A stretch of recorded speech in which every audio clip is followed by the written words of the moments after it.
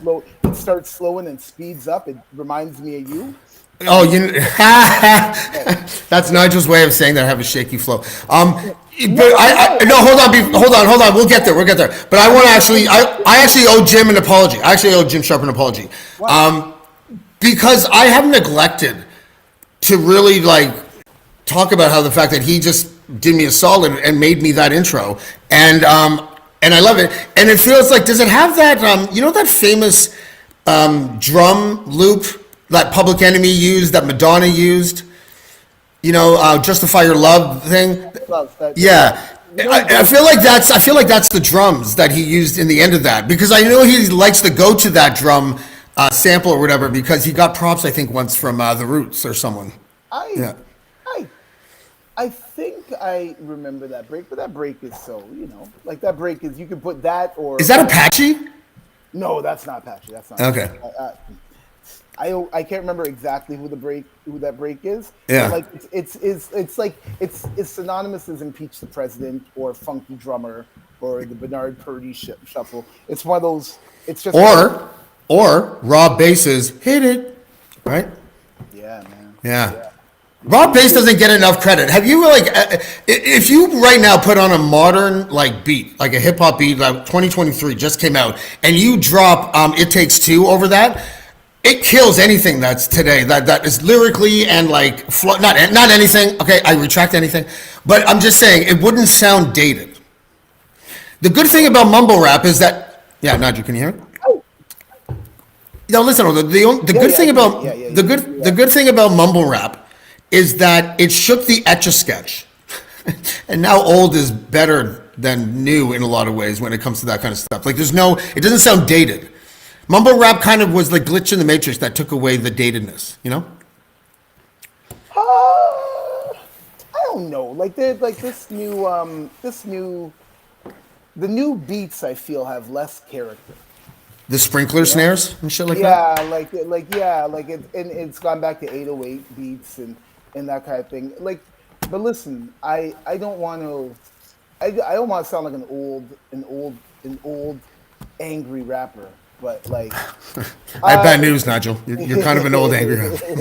It doesn't hit me the same way that Rob Bass would hit you. Like that gets everybody hyped all the time, right? Yeah.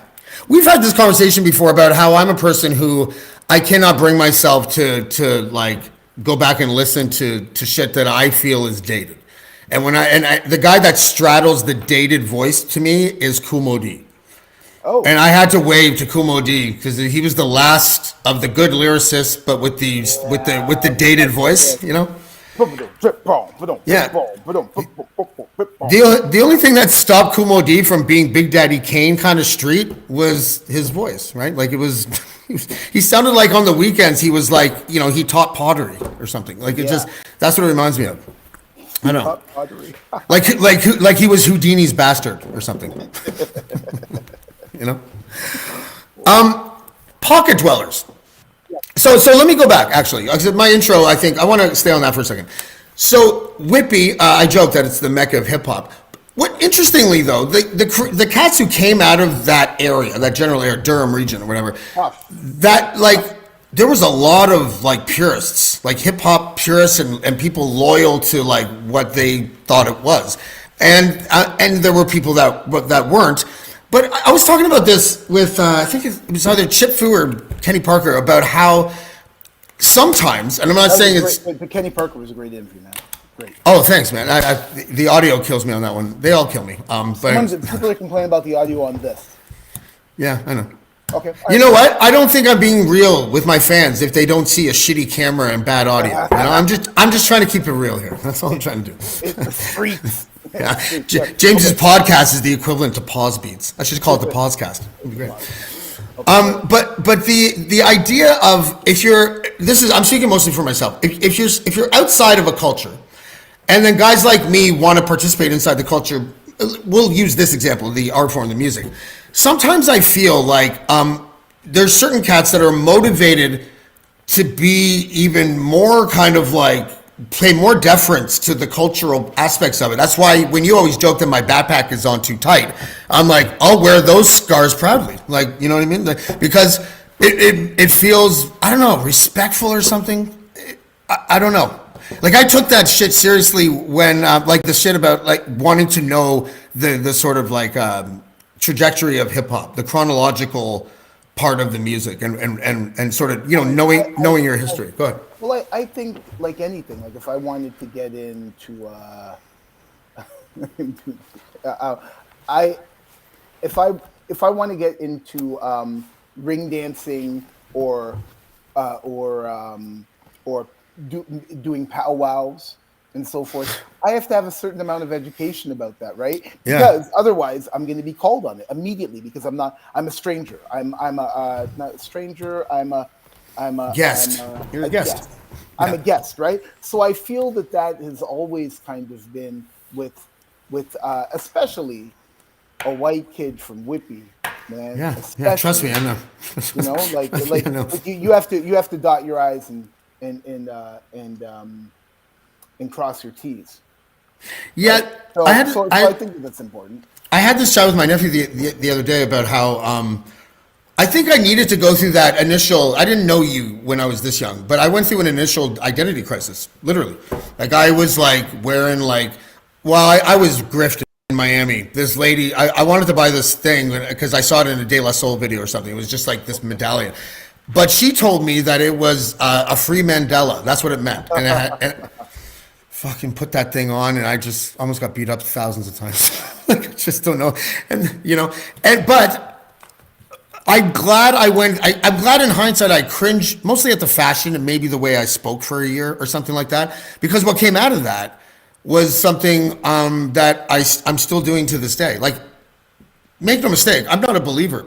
It's probably my religion if I had to have something as a religion. It makes me feel good when I listen to it. I write it, so I'm participating actively in the faith, you know? Not to bring up your ill preparation with this, but watching the Grammy performance. It was on last night, James. And I don't watch the Grammys, but it was hip hop. Is this you being a guest in white people culture that we're hearing right now? The Grammys? What are you talking about? What are you talking about? I don't know. An award show. Anyways, go ahead. The performances were. Oh, I lost my train of thought of why it was. I'm sorry, guy. You were talking about the Grammys that I didn't tune into because I didn't do my homework. Yeah. Yeah. The reason that I just think that like it's such a gigantic thing, and it's layered with so many things. Right. It started off with the culture of two turntables and kind of finding the breaks, and then break dancers, and it's just piled on all of this stuff. So, like to have fashion and to have awareness of self, all of those things piled on to hip hop. There's so many layers, right? Sorry, the seed was poverty too, though, and I think that's often the essence of a lot of the shit that I like. Doesn't sound like a rich cat wrote or spat it, you know? True. Like when we think about some of our heroes, especially early heroes and foundation, in 1973 there was a blackout in New York, and a lot of our heroes got stolen stuff from the local music store. Like it's crazy to think that a genre was accelerated by that. But it was. I apologize. Hold on. My dog wants to go. Yeah. I'm going to talk about you while you're gone. So Nigel has 3 kids. He's known as not angry dad because he's not. He doesn't lose his temper. I apologize. And no, it's okay. I was just segueing really quickly into the fact that once your kids got to an age now where there's less stress on stressy daddy, which is you, they get a puppy. Which Nigel, were you like really raring to get a puppy? Like, was it your idea? Come on, you know. I need a wife cam. I do. You know, I did not. But, No. you know, she's here now, and she's nice, and of course I'm stuck all day with her because I work. Yeah. But that's okay. Outside of that, hip hop, man. Yeah. Grammys. Grammys. Yeah, it was. Were you going to segue into that Kevin conversation that you had with him like 30 years ago, where he was like, I'm going to go to the, I'm going to be on the Grammys one day, man, or whatever it was. Remember he had that creative vision moment, where he was like, I want to do that. And you guys were watching the Grammys at your house.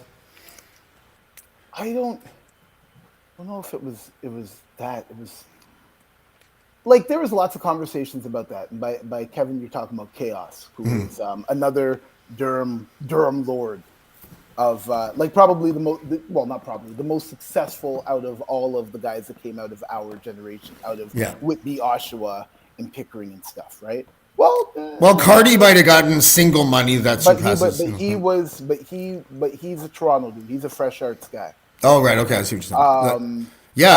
It's might be Snow, because I know that Snow had Pickering connections. But yes, and Kev was definitely. Chaos was definitely my guru, right? Like we talked about music all the time and so forth. So I can't remember what specific story you're talking about. I did my homework. The Boys to Men one. Maybe I didn't see any of it. I didn't watch any of that. No, not that. No, we're talking about like him and his aspirations to go on. Oh, maybe. I don't know. All I remember from the data points I remember was you guys were watching something like the Grammys, and he turned to you and was like, "That's going to be me one day." And you said it was interesting because he worked like, the dedication that brother has and had. Was not the same. His grind was not the same as everyone else's, right? Yeah, he was more of an artist than a rapper in a lot of ways. Yeah, man. Yeah, yeah. Well, listen. I don't think an artist more than a rapper. An artist more than like he was an artist. Like he got me on to going to the library to just look for books. Like because you need. I've always and this is where in a lot of times I have a problem with like newer hip hop is they're speaking from their personal experience, but you need something to fill that out. You need context. You need life experience. You need to read books. You need to read poetry. You need to know things because like how are you? And that's why I feel like a lot of the punchlines are all the same. Like everyone's talking about hitting Will Smith. Or Will Smith hitting you, like it's because they have the leading Fresh Prince thing is that the that's what I mean. Like it's more pop culture than having any kind of knowledge of anything. So the problem with posts intended to generate clicks is that they have no staying power. So the content itself is going to be meh because it has no staying power, right? There's shock over substance. Yeah, there's exceptions, but I don't know. The music industry itself has been totally like turned inside out, right back in. I always like to once every 5 years or so, I like to bring up your label situation, and not to trash anyone, but just because being a Canadian band, like you guys know more. First of all, you guys could write a fucking book on the challenges that a Canadian band. Experiences, not just because you're a Canadian band, but because you had at one point 10 members, including your manager or something like that. At the most, I think it was 8, not including any if we took like a roadie or a sound guy with us and their manager. So 8, 9 guys, yeah, man. A lot of mouths to feed. Was it the Mighty Boss Tones that you how do you guys do it? What do you guys do? What's your trick? Everyone would ask. Everyone would ask. How do you guys do it? We didn't make money. Yeah. we didn't make enough money to sustain stuff, but it was it was great. Yeah. Let me ask you specifically about the business. And was it digitally organic when you signed over to, I think it was a Blue-owned label, Songcorp or something like that? It was Song Corporation. Song Corporation was Attic Records and a bunch of different, I think Page Music was in on that. So it was a bunch of different parts of the record industry getting together and making one business. So there was distribution companies, there was pressing companies, there was just labels, and they all kind of got together, and that was what made the corporation of Songcorp. So after that happened and we signed and we made our record, our first like signed record, we had made an EP before that. Um, they went under. Like I think we put the record out and they went under within like a week or something like that. So then there was no real. You couldn't find the record anywhere. Oh, let's And start that. the details, and I only know sparse details of why they went under, is so typical in places like Canada and industries like the entertainment industry, because they got X amount of funding or something, and then they spent roughly the same amount on things like Hummers and fucking offices and things like Well, that. I remember the Song Corporation office. I remember because we signed at Attic Records, and then they built the song play. And I remember like the what was it that we owned? I think it was Lights in the Stairs, and I was like, damn, this place is nice. And what I realized after that is um, whenever we went to a label and you walk in and you're walking in, you're passing all these people on computers and this stuff is there Yeah. uh, um, uh, uh, you're paying for all that stuff. Like all Yeah. that stuff is being paid for. So you have to generate that. And I remember with our second deal when we were with EMI, I remember thinking, I was like, damn, it's a lot. Like to keep the lights on. Like this is nuts. This is going to be Celine Dion or somebody else, right? Yeah. So it's a lot of money. And if they don't, and if they don't, and if they're there to make money, man. And the Song Corporation, like it just kind of flopped because I think that it was money mismanagement, and also I think that they made some money themselves. You know, there was a red People walked flag. away with- yeah, There was a red flag there from the very beginning. Okay. yeah. Imagine how this meeting went. You got Attic Records there. You got the other executives, and they're like, "Yeah, we want something cool. We want something modern and hip." So you guys were Attic Records. Let's go for Song Corp. What the fuck? What are you doing? These are the Song Corp's offices. It sounds like a place to buy stock music for like, for spas or something. I don't know. It just didn't do it for me at all. But the behind the scenes stuff with that is just typical Canadian music industry stuff too, because I don't feel like there's any imagination in this country, and I don't really feel like there ever has been. There is at the artist level, sometimes at the manager level, but then after that, It is difficult. It is difficult. We live in a big, big, beautiful country, and most of that country is not populated. So it is difficult to. We can't move like the States. Like you need something that everyone or the majority is going to get with, because there aren't now. You can have pockets of stuff because the world is so small. But back then, when it was just radio, you had. I think that they had to make calculated and smart.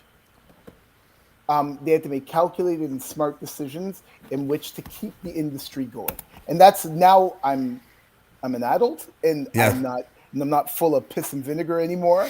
And I can calm down and look at the situation. Yeah, they need to pay bills. Like because all of these things were they came from the States. They came from somewhere else, right? Yeah. Like EMI is not a Canadian company, right? Some of the other labels in town. But yeah, no, they're not Canadian companies. Sony, If they don't, yeah. It's Sony, and if they don't keep the lights on, then they're going to shut them down, right? Yeah, So they it's archaic. Everything about it is archaic now. I think like it gets annoying with the geographical bullshit because hip hop. It always bothered me about hip hop that it was so tribal. You mentioned or I mentioned the Kenny Parker interview. I asked him. I'm like, I want to ask an American this question.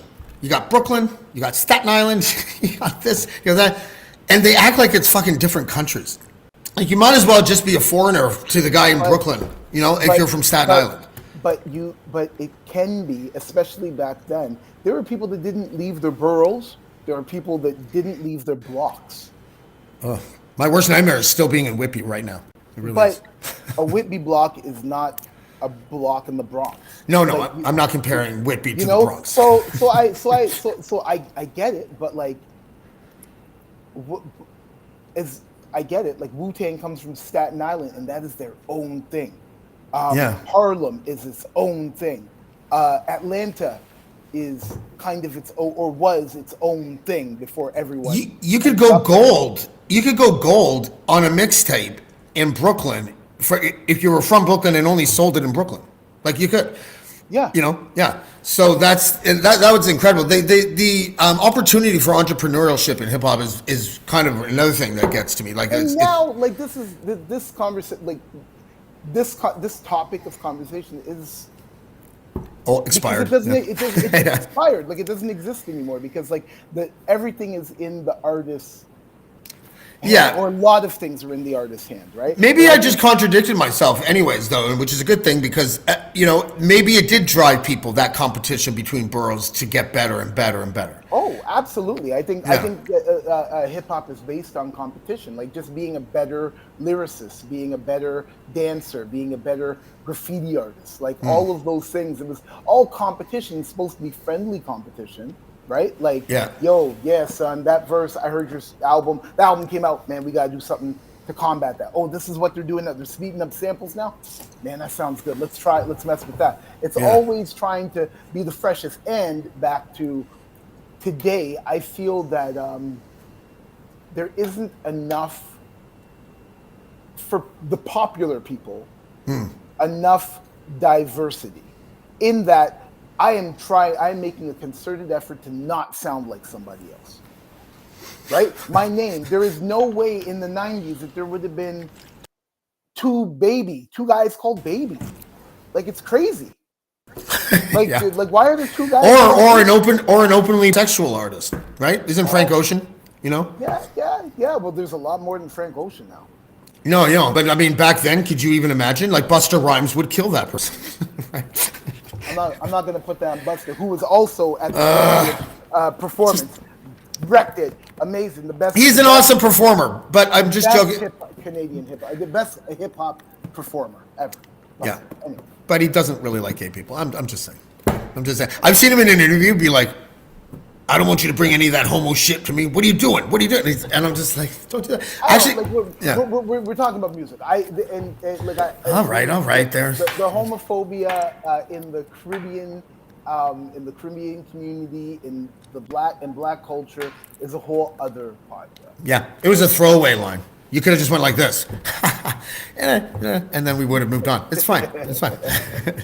No, yeah, no, I don't want to talk about that at all. But I like the way that the modern version of music, the music industry, allows for people to just bypass all of that songcorpy bullshit. You know what I mean? Like, I don't even know what their job is anymore. To ink deals with Spotify that pays you nothing for 10 million songs for clicks. But that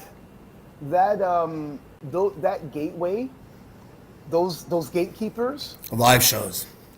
are no, not even live shows. Like I feel like the gatekeepers, there was something because you were fighting to get in, and there seems now that anybody can get in. Yeah. And I'm missing some of the gatekeepers saying, no, you're whack, and making people go back. Like you can record something now and put it out on YouTube or whatever, and it's out there. Like there was no one telling you, hey, your mix isn't good, hey, this isn't good, or that isn't good. You just put it out, and you don't know anything about it. You think it's fresh. And there is good energy in that, but also I feel like the quality of the music has gone down. Yeah, I do too. And I think another underpinning that is gone, and I won't spend too much time on this because you know me, I'm a grumpy old man when it comes to this. But like, I don't see. I live in a forest, so pardon me if I don't see it. But do you see ciphers happening randomly in spots anymore? Like, do you see that shit? Well, number one, I'm not out there like that. Like, I know. Yes, you and I are like, does that even exist anymore? Yeah, like I'm a father of three. No, I don't know. Actually, you know what? I just heard a story of a guy yeah, get off my lawn. I heard a story like a girlfriend of ours is my wife and I is dating an MC, and they were in the park, and she was like, yeah, and he stopped, and he battled somebody, and I was like, yes, that's amazing, that's fantastic. Yeah. tapping your cane and shit. Yeah. But also, I feel that the evolution of the art form is such that younger kids are now like, I'm not rapping for free, or I'm not doing that for free.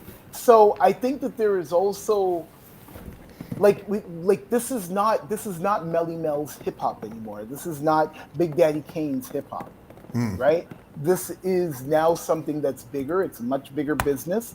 You want to put all those ducks in a row. I gotta let my dog back in. Yeah, go ahead.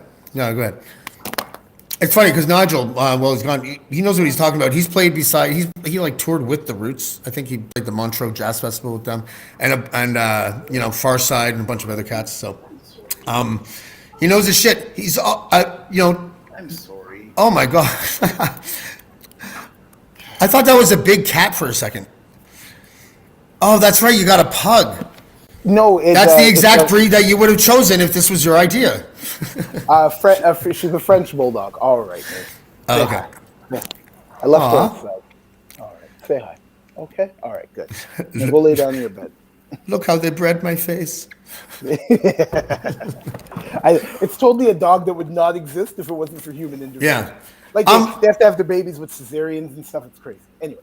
But I mentioned the freestyling in Stiper because I'm going to play a clip. The clip is from a 2003 event in Toronto called Eat the Beat. And I don't know how many of my audience has seen this. This is like, I blew the dust off this. I used to play it every year, and then 3 years go by, and I'm like, I don't know, people have seen it. You know? Ain't nobody care about this. Yeah, but I care about this because Nigel, you were, I don't know how much you would say you were part of the battle scene. I don't even know what that means. It's pretty sort of open-ended. I wasn't. I was just an MC that was ready to rap. But you were great at freestyling, period, right? Like, and you were really good, strong at that. And you were an interesting cat too, because you used to go to freestyle competitions, and we'd come, and we'd all be like, you know, you're like Mr. Miyagi, and we're a bunch of Daniel LaRusso's trying our crane kicks on the side, and we're like, but you could tell because you knew all of our verses from ciphering at your mom's house that, like, when you would end up battling someone that you sort of knew, you'd be like, oh, how about you freestyle? Hey, how about you try freestyling instead of that written shit I heard at my mom's house, whatever the fuck, right?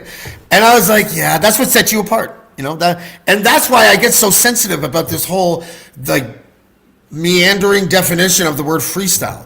I fucking hate... You mentioned it in so many of your interviews. I ask every single rapper what the definition of freestyle is, and I got to tell you, nobody has come back with, well, something that you've definitely rehearsed, but no one knows you've rehearsed it. That's fucking bullshit. No one ever does that, and it's now, like, you guys are refusing to rap when they go on radio shows and stuff, and like people are like, hey, drop the verse, and they're refusing to do that, and that's. Yeah, I refuse to do that on this show. I'm like, I'm not going to be your dancing monkey. What are you talking about? Go lay down, sweetie. Go lay down. I'm older and I don't subscribe to that. It's freestyle. Like, that's lunch table freestyling around. It's off the top of your head. It's using your environment. That is what freestyling is to me. I don't know. Right? Someone was grifting someone, and it just caught on. I still don't understand. That's like making an argument. James, listen. There are some flat Earth arguments that make sense. It's like, no, there isn't. No, there isn't. Because that's what a flat Earth argument is. It's saying that something that you improvise on the spot doesn't have to be improvised on the spot. I just don't. It bothers me so much. So Nigel, I did Eat the Beat. The concept of Eat the Beat was that I was going to combine battling with freestyling, and where the MC had to freestyle based on this digital graphics display that was playing in front of him. By the way, James, I just want to say, for the record, that was a fantastic, innovative, way ahead of its time idea. And for you to pull that together with little resources, negative money, no credit card, owing people money, no nothing, and for you to have this vision and this dream and kind of see it to fruition, I am sorry, and every time I see it, I'm sorry that it didn't do better for you. Because that's right. A fantastic idea, and then years later, 8 Mile comes out, and now we have people like King of the Dot and all that stuff. And to me, what you were doing was more innovative than just a simple battle. but now battle culture is a whole other subgenre. Yeah. Hip hop, right? It's more like theater now. I enjoy it. I think it's more like theater. I don't care about the purist level when I'm watching two people be really creative in a combat sort of format. And I like the fact that it's quiet now in one regard. Sometimes the beat was the very thing that kind of ruined the content. Not because the beat sucked, but because the confines of a beat would be what tripped them up. It's good in the sense of the skill level has got to be there, but something about a cappella just makes you sort of immersed in the words themselves. What I don't like about a cappella is then we're doing a spoken word thing, right? Like I think you need those. Yeah, I don't care what it's called though. You need. I feel like a beat to what I thought you were going to bring up about the beat is that if you get a hotter beat than I do. Oh no! You know what I mean? That makes it difficult. But I think it was my appreciation of lyrics in hip hop is probably greater than music because just on the fact that I'm a rapper. Yeah. But they are obviously very close, and I think that a lot of people benefit from the sort of king of the dot way of doing things because they never knew before that. Like I've heard this so many times with other things. I didn't know that these rappers were intelligent writers. Like seriously, like that's the realization they have because all of that beat that they're hearing is taking up the space that they could be using to define or to figure out what they're listening to. No one can understand. I'm still perplexed. They're like, I didn't understand a word he said. And I'm just like, it was fucking can't touch this. Like I don't know what to tell you. Like, and it's English. I think that. You have to tune yourself, and if you're not tuned, like you're talking about older people, like tune yourself to listen to hip hop, right? Rhythmic talking, and the greatest generation. Let's just call us what we are. Yeah. We're the greatest generation. X is the greatest generation. That's right. The greatest hip hop generation. I'm saying, even though Vince Staples and I had a big fight online, he's like, "Fuck your era." Really? Yeah, because I was like, because he dissed someone in an interview. I don't know if it was Cool J or Rakim or someone or KRS. I can't remember who it was, but I was like, I just tweeted at him. I was just like, hey, neat. That you. So who would go on your Mount Rushmore? Like DJ Quick and fucking, MC Hammer and some other guy. Like I can't remember what I said. And I'm like, you should pay some respect to the era that actually made it possible for you to even exist. Right. And he's like, and his response was just, fuck your era. I love Vince Staples, man. I think I feel that he's an intelligent kid, and he's just, Yeah. Like I don't even know. We just fought for a second. He says it how he sees it, right? And really, we don't care. Like when I was 19, 20, as much as maybe because it was part of but I didn't care about Melly Mel. No, Melly Mel I cared about. I didn't care about Busy Bee and like that stuff. I did love Kumo D though. I had to unlearn how to like that cadence. Talking about Navarre, Theo, Tony, and Milton. But it naturally happened because as much as we liked Wild Wild West, when Eric B. for President came on, like that was a whole, or anything from Kara's Fun, those gentlemen changed the cadence, right? So it's almost like Homo sapiens living with Neanderthals at the same time, right? Yeah. Hey, I know that Neanderthal Kumo D, and he's cool, but this is what's happening now. Remember when he wrote that book of the 50 greatest MCs, and I think he put himself like fourth or something, didn't he? But you can't. So this is the thing with number one to rate. I hate rankings, so yeah, I'm probably going to agree with the principle of what you're about to say. Yeah. But I just feel like what else. Someone as important as Kumo D to the culture and to changing lyrics and making things like Kumo D was the transition between everybody put your hands up, and he was like, put your hands up so I could so he said something about you put your hands everybody up. Put your hands up and I got a gun and a Jeep. Whatever it was, it was moving away from jingle raps to expressing my feelings, and then Cool J took that somewhere else. He's very important. So I'm not going to argue with him putting himself at fourth. Yeah, but also he was a battler back in the day, way back in the day. Exactly. And and so were you. Some noise from Maslow eating the beat.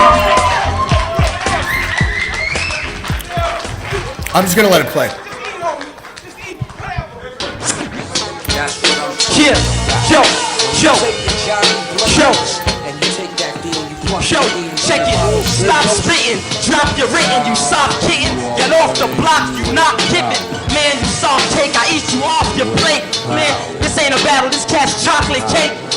You don't got skills for me, stars already see, man. I scar more like vomit, you look like Carl Thomas. What you doing on the stage, son? Go get your written lyrics and start spitting them off of the page, son. Get off of the flow, I'll blaze you like a Kuma. Your style's blue like your Pumas, yeah I do ya. Screw your chick, who's your mick, I rap on the beat. He should be representing Gap with a gap in his teeth. That shit Moses, codes when I'm over to keep that spit. I don't understand, man, I'm rhyming instead. I can see the fucking grease fucking shine on your head. You doing on the beat, son? Looking at magic fuckers. This cat's a nerd, the 4 eyes and the glasses. I don't understand, you better go back to your classes. Stop spitting with your messed up jeans, your messed up face, and you don't understand, I'm too clean. It's worth pointing out, that kid was fucking dope. He was a good rapper. Sorry, Nigel, I got you muted. Hold on. Okay. Sorry, there you go. I was just listening to it again. He was a lot younger than me. Yeah.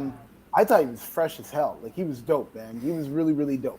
Yeah. He had great punchlines. He was freestyling. The Puma, the blue, everything. Like, it was, Yeah, the double time that he ended up doing, even if it didn't relate to the images, the fact that he was like, you know what? The image is going really fast. Why don't I do the double time? It was a good. If Yeah. I can say this as a preference for every opinion I have, most opinions I have about hip hop, it is always skill first. Yeah. If you are dope, you may be talking some stuff that I don't agree with, but I'll be like, you can rap. And that is all Yeah. I'm looking for. Whether or not I like you personally or I like your music or that's what I listen to is neither here nor there. But if you can MC and you can rap and you got some dope lyrics, you're Yeah. gonna get a pass from me, right? Yeah, the Maslow's kid was he was really good. And I just want to give context to this afternoon, this evening. I had a migraine Oh, for fuck's sake. that day. Like I know it's neither here nor there, but I remember like, oh, Well, maybe that's the secret ingredient for being dope, okay, Nigel? Because you're about to see what Nigel's response was to that verse. I'm not going to play the second ones because I thought the first verses were better anyways for both of you, but yeah. And the second one, we'll talk about it on the way out, but because no one's seen it, but we'll do this. Hold on. That's low. NIGEL's got a response. I know it. Gonzo. Hold on. Then there's Classy James with the long cigarette. whatever. Okay, Nigel has a response. I just know he does. Like, what am I doing? Shout out to Steve up there on the Gonzo. Oh, Gonzo, yeah. Woo, boy. Yeah. DJs. Yeah. Nothing to do with the cigarette, but okay. Okay, here we go. Now come on, boy. Now come on. Maslow, who? I'm throwing the fucking towel on you. You better not step to me. I'll take you out in two. Boy, you sound like Big L. On the end of my grave, they're gonna say here lives Nigel. You can't step to me. You can't step with me. You can't get with me. Hey, yo, you look like pussy. Don't say I'm chocolate cake because all I know is that your girl is sucking on my big chocolate snake. When you wanna fake it, now you even break it. Make no mistake, boy. You better understand your role. I got soul and lost control. I can rap Chinese and still break you off. It ain't nothing. Brothers like you is always frontin' with your braces. I leave you faceless. Don't ever taste this. I waste this. And if you wanna get it, I wet it with saliva. You probably that fat gay guy off a survivor. Don't even try to step because I know I got that rep. Hey yo, you want to know what the flow really be? You better go back home and learn the MC. I'll rip off your fake Marilyn Monroe right off your nose because the girls you fuck with is just hoes.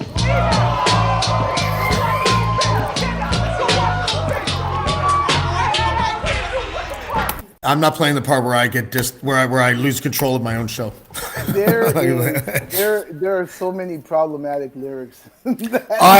Listen, Why did Richard Hatch get some? Why did you call him the fat gay guy of Survivor? And you were like, because he was talented and he deserved to win. Like, what are you gonna say, right? Like, Oh my gosh! but I mean, I'll rip off your fake Marilyn mole. Even that, like, it's not just that by itself. Like, when you're up there and you're looking for data points to try to extract and spit back out, a Marilyn mole being ripped off is a first I've come across. And I haven't seen it ever since.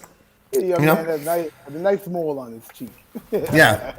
But that was, first of all, it's a lot of fun. Thank you for what you were saying about Eat the Beat before. But there's just the battle kind of, like, when it was a good event, like, there wasn't a lot of people at that event, but the talent was good. Right. And it was a shoot. It wasn't intended to be a club event or anything like that. But it was, but I've been to battles that have sucked. I'm one of those guys that I have a real hard time with live hip hop most of the time anyways. You do it really well. Okay. So I don't give passes to people because they're friends or whatever. Right. It's just that you have good mic control and a lot of rappers don't, right? Like, and a lot of good rappers don't. And that's the weird part is that,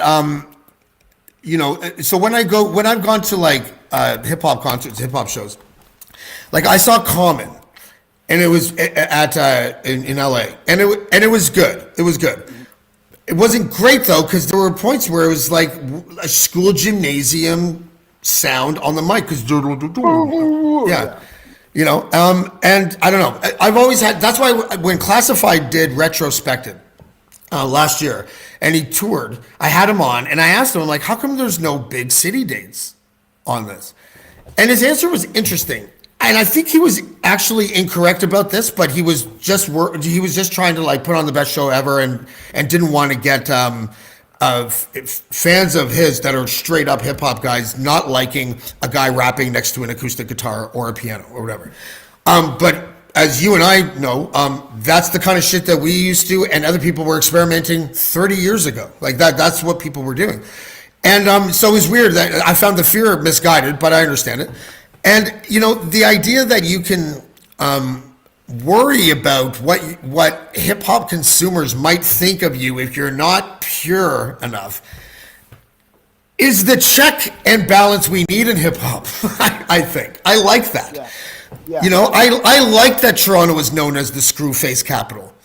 Bring your A game, bitch. No one's screw facing talent up there, If I can, it's tough, man. And like, I just feel like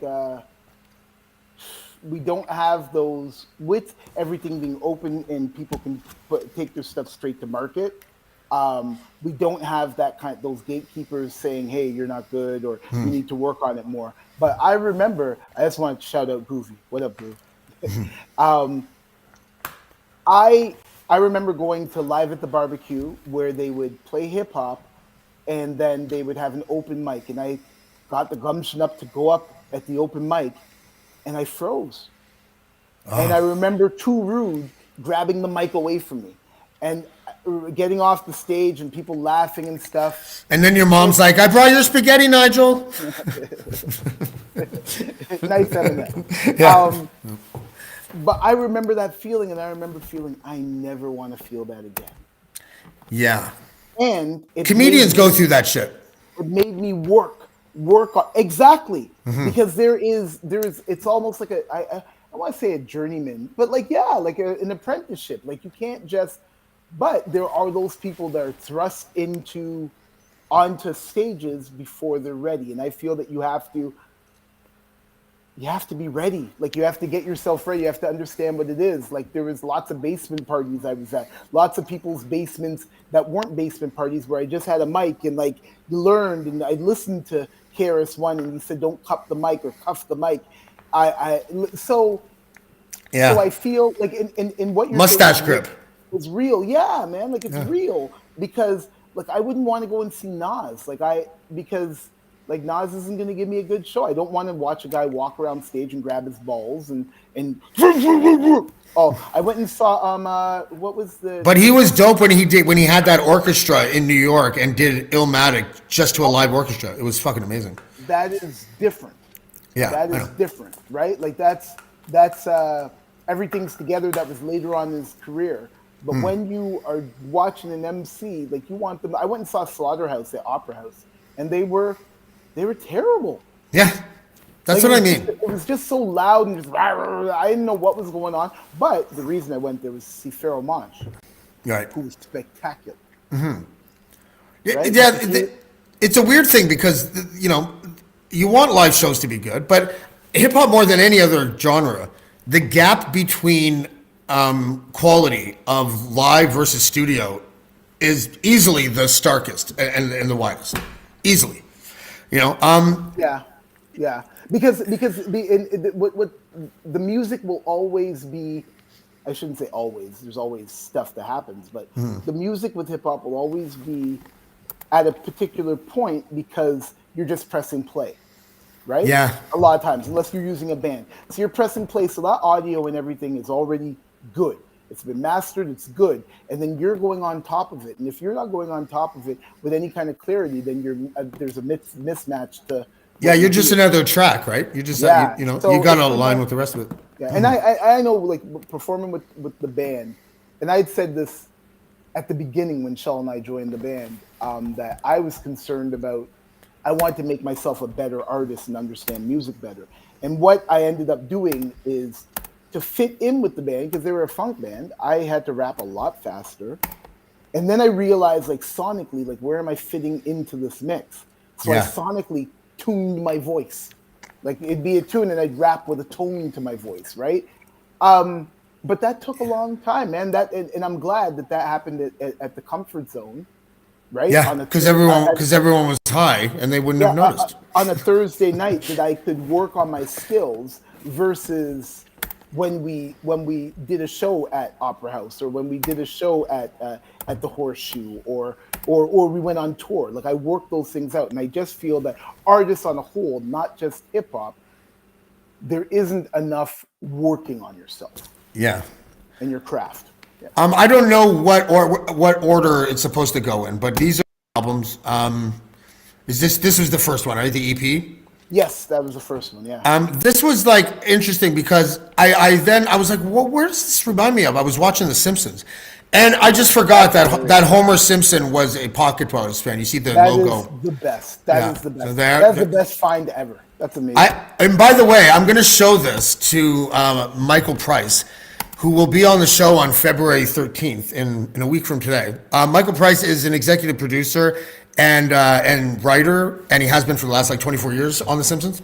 Oh, wow. And he's going to come on, and I'm just going to show him this. And here's what I'm going to try to do, and I'll just state my motivation now because I know my podcast isn't popular enough to make news yet.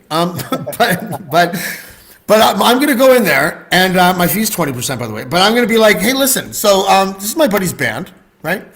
And then this is Homer, and you just took his logo, Michael. But here's how you can make it up to us. I won't ask for money. You know what? I won't ask for money. I'd be like, all Nigel wants. Nigel's is like the lead singer. Is his likeness on The Simpsons? And then royalties for that episode in perpetuity. That's it. Nope. I'm a band man first. I want the music to be on there so we could all get to it. But the Simpsons also. Here's what I find interesting.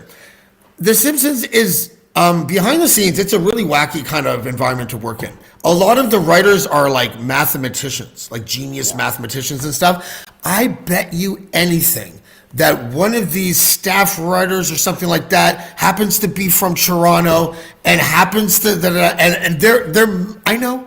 Listen, you don't shake your head at me. Okay. Sometimes I nail this shit. You got to put your neck out on the line and crash and burn on stage before you can be good at what did you say, Mr. Miyagi? What was that? The rest of that?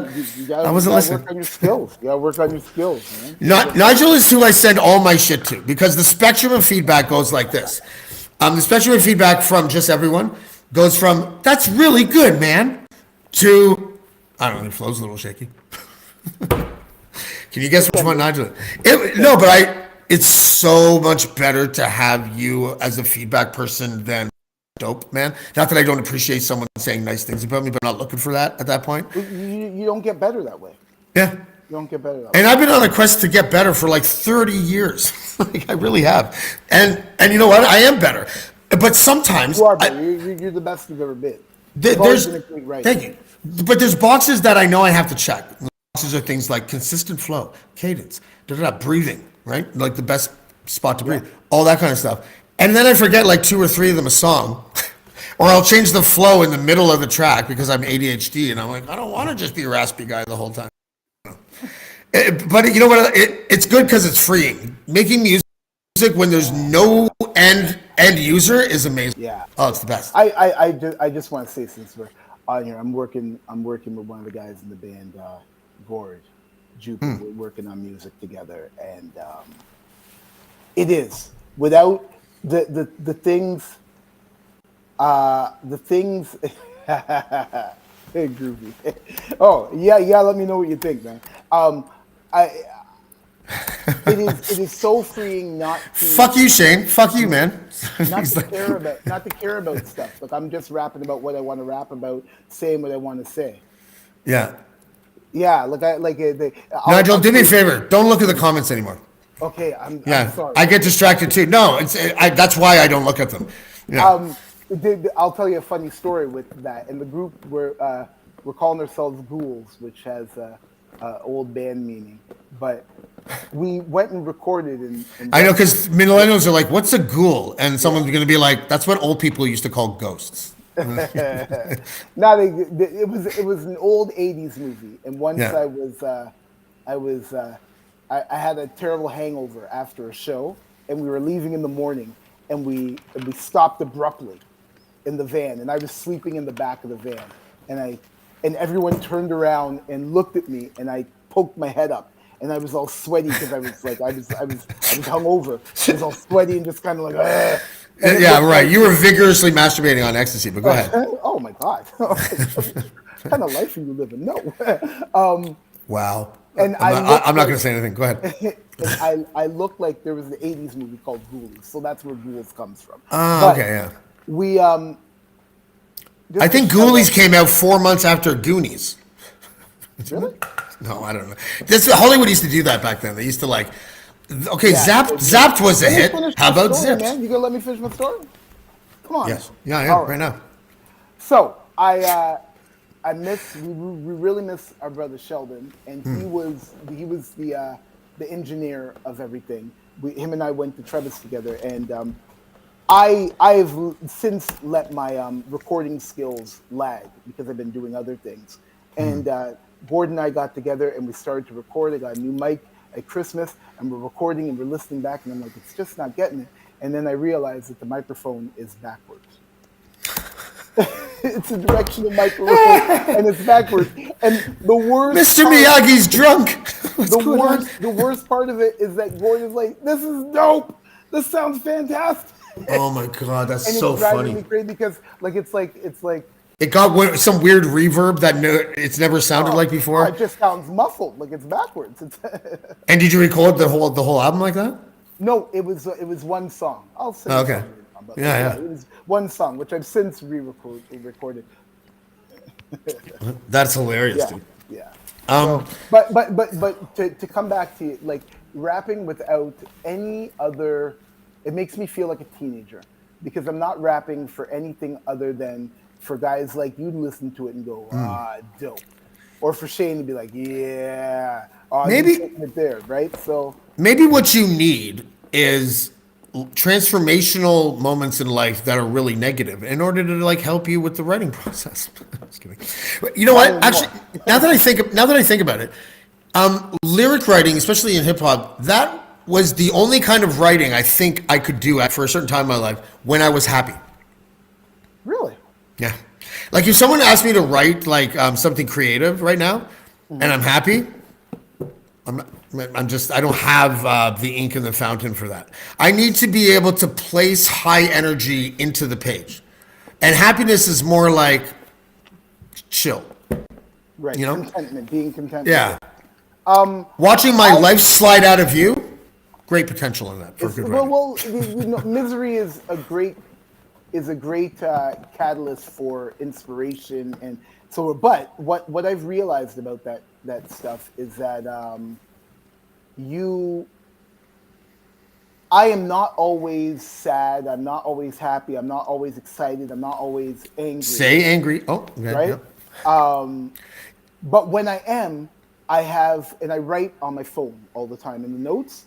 Now I used to, I could show you. I've got stacks and stacks of books that I've written. If anyone that's known me, I used to carry around a satchel and a rhyme book all the time. But now what I do is I just have different different note folders that, like, if I'm having a fight with my wife, that's where I go and write. So when I want to get back in touch with that feeling, I can go back there and be like, okay, this is where I was. So the words can put me into a mood, especially if I felt that mood when I wrote it. Okay. So if we see something from you in like a year that's like an anthology of like Nigel Williams written like love songs that were tragic, we have Kelly to thank. Kelly and experience and hearing other people's story, definitely. I love how you are totally like okay with wife feedback, I guess we'll call it. Because there's a life cycle of wife when it comes to musicians or artists where it's like right at the beginning, sometimes it's even how you meet. Oh my God, I saw you perform at the thing. It was fucking amazing. And then you meet and then they're like going to shows and then something happens and you're like, hey, we got 2 shows like this. I'm not talking about Kelly necessarily, but then the wife's like this.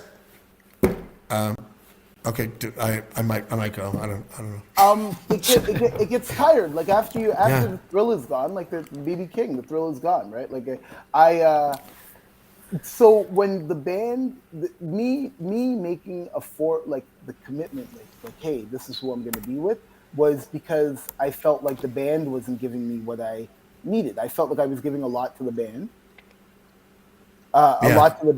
and they weren't giving it back to me. I was demoing, I was sending them all kinds of music and stuff. We were trying to go for a second record on EMI, and no one was responding. But who was with me all the time was my girlfriend at the time. So I was like, who's got my back? She's got my back, right? And listen, man, like shows like that shit gets old.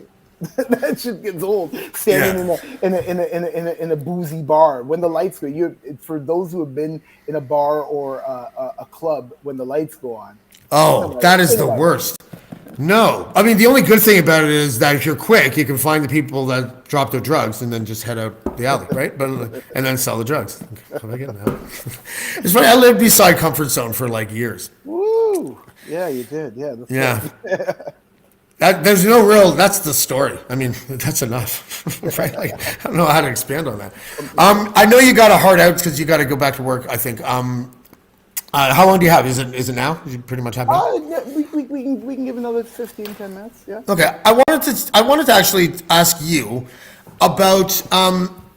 Did you and Sheldon ever look at each other when you were still with your moms, like in the '90s and stuff, and have the discussion? An alarming amount of rappers come here and get free shit. So it's funny that you bring that up. No, listen, man. Like when we were working on our skills, that would be a lot of free. But if you knew Shell, like there was nothing free. Like he was very much like when I decided that I didn't want to have another studio with him. And he was like what, like the stuff that the things that we know, Nigel, you can get paid for those things. Like I just took it for granted. Like knowing how to truncate drums and that kind of thing, because I love it, right? Shell definitely made an effort to monetize his skills and made sure that his skills were of such that whether you liked him or not, you had to come and deal with him because he was better than everyone else. Yeah. He was inspirational in that way, in the whole entrepreneurial aspect, like the way that he was able to make money, and it was typified by the and I just picture this especially when you told me when you went to Sheldon's funeral or his celebration of life or whatever it was. I wish I could have gone. I had COVID, but the way you described, like looking around, because you still saw Sheldon on a fairly regular basis. He was your best friend. But like our families, like my kids, like Shell was my man. Like outside of music brought us together, but like we're friends, family. Yeah. And what you described there, I thought was like really thought provoking, because you're like, I'm just looking at and there was dozens of these like rappers who were crying, these young kids, like. Like he was my hero. He was my mentor. And so the impact that a guy can have on other people's music, which will then go and impact an untold amount of people. Absolutely. Like Sheldon's The Pebble, you know, like, Yeah, and then absolutely. So James, those hours that you spent in my in my mom's basement at that little studio, and we would critique you and say, hey, that's not great, that's not, you need to work on this, or that's good. Shell kept doing that and refining that. Yes. So there's so many guys that would, you remember you'd come in and we'd have our chairs and we'd turn around, we'd just talk to you for a bit. yeah. Find Yeah, out what the vibe was. it's like being on Dragon's Den backstage talking to the guy. Exactly. Like, what are you doing? And he just kept doing that. Like, that's what all people kept saying. And then he would Networking. take that energy and turn it into whatever the session was, like getting the best out of you. And like, yeah, it was really good to see. Like, I wasn't connected to people that he was still working with, but I had seen, like, there was generations. There was From like 18 to 45-year-olds, right? Like basically. Yes, but like yeah. there were, so like the cycle would be like, hey, I'm going to this guy and we're making music together, right? We made a demo. That demo then got me another opportunity. So I'm working with that guy again. Now we're working on my record. Hey, I made this first record. I got a little buzz, but I'm going to make another record. So that's what I mean by generation. So the cycle of a project. So you go in there to do your demo, and there were so many people that I had known before that, before these last group of kids that Sheldon meant so much to, is that to have someone facilitate your dreams or bring your dreams to life is so. When the Pocket Dwellers, we were looking for management, and Saul Guy, who used to manage. I remember. Yeah. Dream Warriors, was he? No, not Dream Warriors. All right, easy. The Rascals. Oh, right. Dream Okay. Warriors, different generation, man, different coast. Anyway. All you had to say was no. Go ahead. Okay, all right, sorry. And I finally got a hold of him, and I was like, hey, man, my band is this, and we're signed, and we need some help, and I love the work that you did with the Rascals, because like the Rascals coming from the west coast of Canada to becoming like the darlings of Canadian hip hop is huge, because like all the hip hop came from Toronto. Yeah. Right. So Yeah. clearly, not only are they special artists, but also they had a special mind behind them to direct them. So we wanted that also. And Saul said, listen, man, I appreciate that, but I am no longer facilitating other people's dreams. And at first, like, I was hurt because we wanted them, but when I thought about it, like, that's such a huge undertaking to help somebody else achieve their dreams. This isn't my dream. Yeah. Your Yeah, dream is to be on stage, and I'm the one that's helping you. Hey, man, maybe we should make that chorus a little better. Hey, maybe we should do this in the verse. Maybe you should need a longer intro. Yeah. It's special. It's a special thing, and I think that's why people were so sad, because the facilitator of their dreams, the person that helped them find themselves, was Shell, and he's not there. And I know a lot of people were lost, man. And sometimes the advice that he gave almost took a back seat to the fact that he was giving it and the way that he gave it.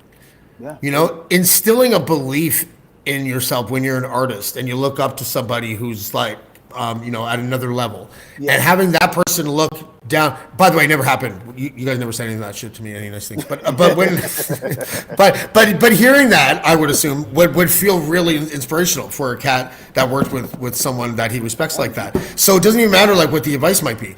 In a way, I mean, it just, when you respect someone so much, the deference that you pay isn't meant to be like you're not confident. It's just a recognition that Mr. Miyagi's here, and you better keep just going. Yeah. Keep going. He's telling me to keep going. Yeah. Yeah.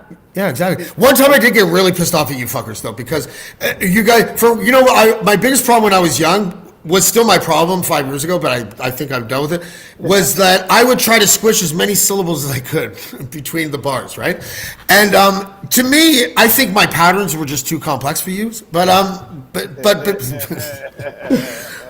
But then I did this track, and I literally wrote it with the idea in mind that it's going to sound old school to me, but it's going to be in a syllable sense balanced, right? So it was like 9-6, still you're hanging like a crucifix, unpreventable, essential mental burst like appendix. And you know what you fucking said to me when it was done? Yeah, it's like too tight. Fucking guys, I was so angry. I was like, what do you mean? And Jay Con was there, and Jay Con's like, what does too tight mean?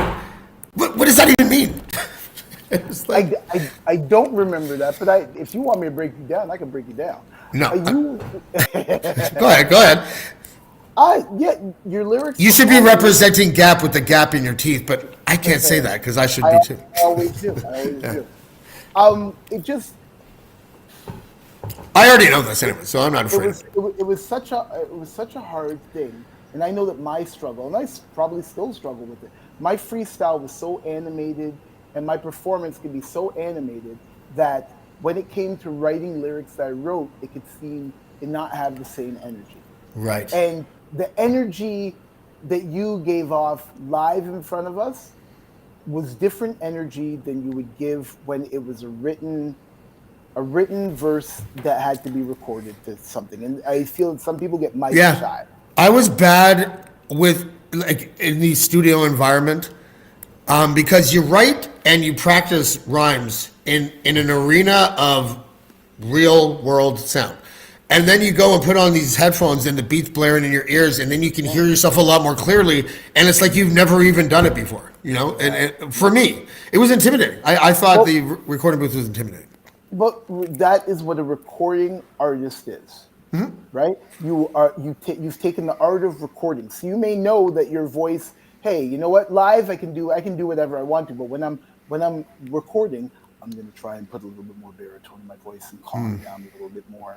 So I can you know. So it's different, man. Like it's complex. It's complex. It's tough. I don't think that I think that rapping has been, because it's rhythmic talking, anyone can do it. Yeah, don't say that. And yeah, like anyone can do it, but like not everyone is good at it. Because just like everyone in the first round of Idol can sing. Same thing. Exactly. Yeah. They might be killing birds miles away, but they can still sing. Hey, listen, you know what? I feel that everyone has got it in them. It's just some people it takes them 15 songs to get it. And or some people take 1,500 songs to get it. Like to find your voice is a difficult thing to do. This life is a difficult, loud, noisy world in life.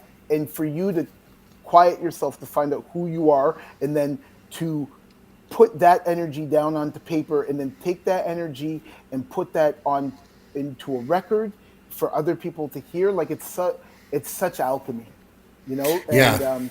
And it's not an easy thing to do. And it seems easy because maybe it may sound like someone's doing it quickly, but that shit's not easy, man. No, it's like writing Shakespearean for $16, right? Like it really, you know, it's got. I'm not when I name drop, I'm not name dropping for the sake of name dropping. I just want to remind you who I was talking to, and it was Shad talking about how he was saying he attached to the Tribe Called Quest about how Tribe Called Quest taught him that once you're in the confines of a rap verse, it can be anything you want. Anything you want. Yeah. That's not true in any other genre. It really isn't. I don't know. You don't think? Shut up. You don't think? No, it is. It is. But you know what that genre is? Country music. Country music and hip hop have so many things in common. They're often performed by people ensconced in those particular cultures. Those particular people are often talking about things that happen to them in real life. Right? They're trying to stay true to like their hood. Do you know what I mean? Like the hood, the neighborhood itself is part of the branding. I guess I should say. You're speaking something, and I'm gonna be a little. This is gonna be a broad stroke, but like talking about your pickup truck and going to bars or bars. Is your whip? That's your whip, baby. Like you're real right, and like for Conway Twitty to be told he's gone to Hollywood, or Willie Nelson to be told he's gone to Hollywood, would be such an insult to them, right? Yeah. Because essentially they're keeping it real. I'm keeping it country. I'm keeping it this. Yeah, that's a very good comparison. Yeah, I do think so. Because if you like like New Country versus Loretta Lynn, it's But they could only do a concept track, country musicians, like once. You know, you're not gonna see like, I don't know, I don't know any country music, so don't laugh when I say Randy Travis. He might be dead for all I know. But if Randy Travis showed up in a video, you know, dressed up as a vampire or something like that, that's it. That your one costume, get out of jail free card is done. But any rapper can be like you could. This is off the top of my head, and I don't know why I'm going to say it out loud. But you could do a rhyme. Oh no, Common sort of did it from the perspective of an aborted fetus. If you really wanted to, you could do that. Right? Like it's just that it lends itself to that kind of stuff, and that's why I think people don't show enough deference to the I don't think to the songwriting in hip hop. No, but then they do. Like Bill Maher had Jay-Z on and put all his lyrics. I know. In one book, and that, like, what a great moment. And then to read through lyrics, and like even every once in a while I'll have to clean up downstairs and I'll find my box of rhyme books and go through, and I'm like, damn, you were good, right? Like, I think hip hop lyrics, and even more so than a song, because a song you could say, and that's why the new hip hop, not all of it, but a lot of it is just phrasing. So instead of repeating the same chorus for 8 bars or 4 bars, like a song, like I love you and I will, all that stuff in between that, when you're rapping, you have to say something. I love you because of you know, it's different. You get hip hop is a lot, or rapping, emceeing is a lot more dense. So you're gonna get a lot more content. So if you don't have anything to say, it's gonna sound a lot more. There's two pendulums now. You remember how there used to be like Fat Al used to talk to me about this, about how trends in music are cyclical. Yeah. Right. So what was it? I think in hip hop there was almost a simultaneous trajectory switch between modern guys doing not complex shit and then older guys increasing their complexities. Right. So when the mumble rappers are like almost in their heyday, basically like 2018, let's just say, Jordan Lucas and Eminem are putting out Lucky You, and it doesn't same genre to me. You know, I don't. I know it's subjective, but Lucky You is one of the fucking more technically skilled rapper songs I have ever heard. Yeah, just both of them. And I'm like, this guy's like 47 or whatever he is, right? And then you go to like Lil Vert or something, I don't know, whatever their names are, and then you look at the lyric sheet because you can't understand them, and you're like, this is garbage. This is not good. So I think the intent is different. Our generation, golden age heads of hip hop, the intent is to get something from the music, right? To get something from the music and feel something from the music. I feel a lot of this music now it's more vibe. Clubby. You know, you not even club, like it's a vibe. Like it's just, all right, he's doing this. You're not trying to get on anything to disrupt anything. You're going along with it. And hey, that sounds good. That's it. Like whenever my son plays me a song, it's like, I look at the time, it's like 2 minutes. 2-minute song of some dude repeating the same thing over and over again. Yeah. You know, and so it's different. And I'm like, what do you like about this? Well, I like the drums, I like the beat, and you know, but like you don't care about what he's saying. He's like, Yeah, if you've ever asked a guy, like a modern guy that consumes a lot of the modern shit, who's your favorite lyricist? They probably don't even know. No, if you say that to one of these guys, I don't even know it. There's a possibility that a lot of them won't even know what a lyricist is. You know what I mean? Like, absolutely. You know what's funny? I'm going to ask my son that. He's 12 years old. I'm going to ask him, who's your favorite lyricist? Like, who's saying something to you that touches you, that means something to you? And just like Groovy said, like a lot of the stuff is just disposable. But I feel that the amount of content is why it's disposable. Yeah, maybe. Yeah. I feel like, I just think that it's the era of the grift.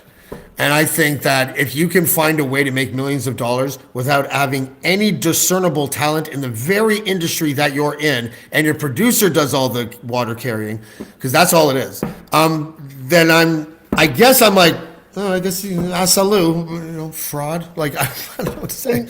And also, also I feel that we just like it's grown up, man. Like it's not ours that way anymore, right? Like Yeah. such a gigantic thing now. Right, but know? when our adults were hearing Boogie Down Productions, Love's Gonna Get You, play out of our bedrooms, and they were saying, what? They didn't understand the lyrical content and substance of the song. Yeah. That is not applicable. It's just not. There's no, because I could do it. I could go to modern rappers that are dope and be like, that's dope. His song construction there is good. That bridge came out of nowhere. Awesome. His lyrics are amazing. It doesn't just switch off and I become Forrest Gump and all of a sudden I'm just like, I don't even know what chocolates are. You know. James, James, I'm going to call you out on something. Oh, okay. Unless you have listened to new stuff. Oh, that's right. I'm actually guilty about. Yeah, you don't listen to it. Like you don't like. There's a lot of really good stuff that you would appreciate that is new. I'll listen to the stuff that chart if it's hip hop, just because I want to see what kind of sound is charting. Okay. It's normally pretty bad. Yeah. Everything that you're saying is not applicable to Kendrick Lamar. No, it's not. But guess what? Kendrick Lamar is about as old, like his debut to now is like when we were in 1993. Yeah. That was like, you know, a Rakim situation or whatever it was. Like he's not been around for that long, and yet he's a veteran. So I don't know, you know, like I don't even know how to like frame that argument. Like it's just, I understand that I'd probably be a much happier person if the whack shit, I would just say something like, you know, whatever you like, whatever you jam, you know, you be good to me, I'll be good to you. But I'm just not that guy. I wouldn't even have a podcast. Imagine that podcast. Hey, we're here with Lil Vera and KRS-One, and you guys both are leaving with something equal. Okay, right. Like I feel it's important that you know exactly what it is. Like I'm listening to stuff, and I can say, hey, this isn't it. But you need to listen to it to. Did you just Wesley Snipes me? And I'm Woody Harrelson. Oh, you can listen to Jimmy, but you're not hearing Jimmy. No, I'm not saying that you got to feel it. I'm just saying that your opinion on the music today is not a holistic view of the state of the art right now. You've heard snippets of stuff that you don't approve of, and you're like, you've dismissed it all. You've thrown out the baby and the bath. Oh, no. And what I've done is I've tried to make it so that it's wrapped up in a concise kind of soundbite. What you just did was shook the toy box and put it on the thing and then told me I didn't do it right. I'm just kidding. Yeah, no, but generalizations should get a pass in this context. But yes, because there are good modern artists. I just can't name any. Right. No, because Kendrick Lamar is no longer a new artist. That's all I mean. You know, there's not many new rappers that are dope lyricists. I don't think. I'd love to be proven wrong. I would really love that. Nigel, you gotta go. I gotta go. I love you. I miss you. It was good seeing you again. And I'm sorry that you have a dog now. I know that you want to make it seem like you like it, but you don't. Say hi. Say hi to James, maybe. Say hi. Hi. Don't worry, your life's gonna sort of get better, I guess, but you're gonna have nasal troubles your whole life. Oh my God. Yeah. She wouldn't have existed if it wasn't for human intervention. That's right. You're a product. Anyways, we should do this again. I hope it was good for those people listening. If they got anything from us going back and forth. I don't even know if Nigel makes money from this, but if you want to go pick up one of his albums, that's digitally organic. This is Life Check the Live thing. Pediatrics. This was your live show that you did. You had a reunited tour, or whatever, one night only, December 10th, and of course, missing from that, unfortunately, was Sheldon S. Love, your homie, your best friend, and someone that I admired a lot, and I still do that. Just before you go, I don't know if you watched whoever I was talking to at the time, but I had a neural pathway. I wasn't aware that was established in my brain until after Sheldon passed, which is when I found out, and then I wrote the next rhyme that I wrote, whatever that was. Okay. I went on to the and then recorded it in the bedroom, and then went on the deck to listen to it, as is my custom or whatever.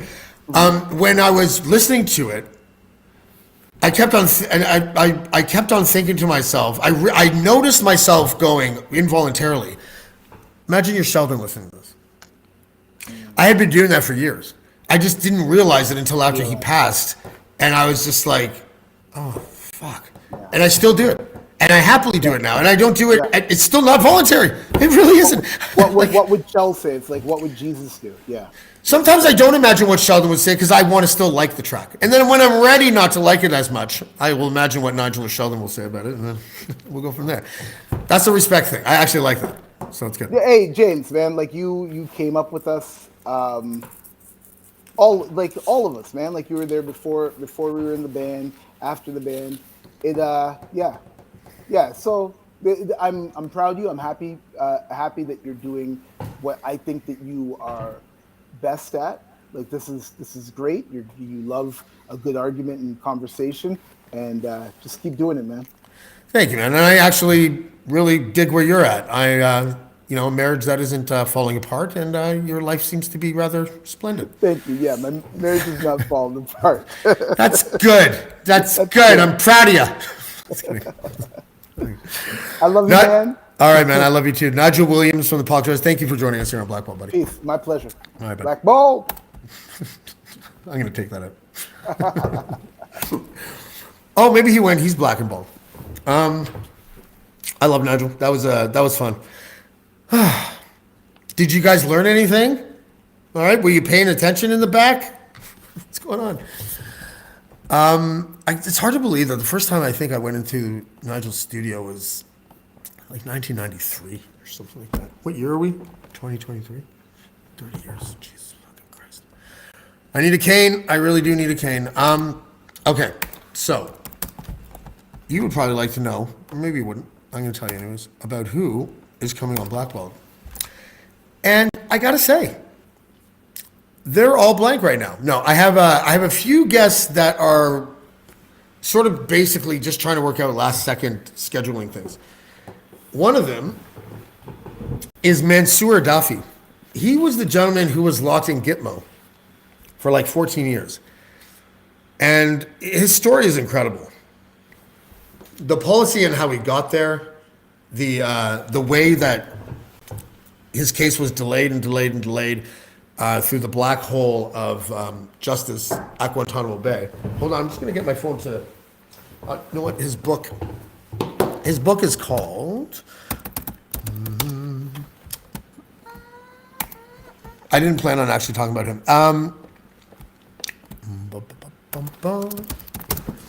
Okay, Mansour Duffy. His book is called Don't Forget Us Here. Don't Forget Us Here was written in 2021. And I'm going to show you the cover here in a second. Because his story was... A lot of you probably know who he is when you see him. Because he was on he's been on Democracy Now! He had a Netflix documentary.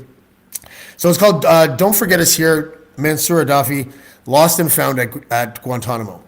Imagine being on Guantanamo Bay for 14 years. So right now we are going back and forth. There are some sort of issues that he's dealing with right now that are of the unsafe variety. So, he's an interesting guy. He lives in Belgrade, of all places. So when he comes on the show, it's funny because he wanted me to send him questions in advance. And I was like, but then he gave me this dossier of documents that dealt with his case. And I was just like, I have like 8 million questions now.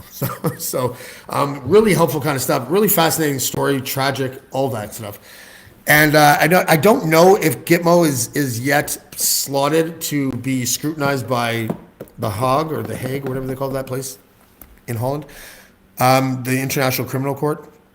But Gitmo, if I were to pick something that, at least that we know of as a collective, that deserves to be scrutinized, probably the place where you don't charge anyone and lock them in cages inside a country that you've had a 7-decade blockade against. I don't know, just throwing that out there. Okay, so he will be on the show sometime, hopefully either this week or next week. We have a couple other guests as well. On the 13th, we have Michael Price. I am going to attempt to finally put together a different kind of Blackballed episode, so stay tuned for that. And until next time, we will see you on Blackballed. Bye. Blackballed. Blackballed. Blackballed. Blackballed. Blackballed.